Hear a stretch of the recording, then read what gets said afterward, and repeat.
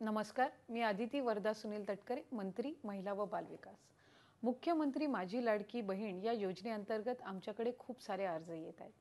पात्र अर्जदारांच्या खात्यात पैसे जमा होईपर्यंत या संपूर्ण प्रक्रियेची तांत्रिक पडताळणी करणं हे आम्हाला निश्चितपणाने गरजेचं आहे।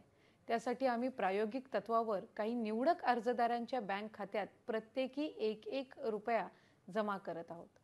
जमा होणारा हा 1 रुपया लाभार्थ्यांचा सन्मान निधी नसून फक्त आमच्या तांत्रिक प्रक्रिया पडताळणीचा एक आवश्यक असा भाग आहे।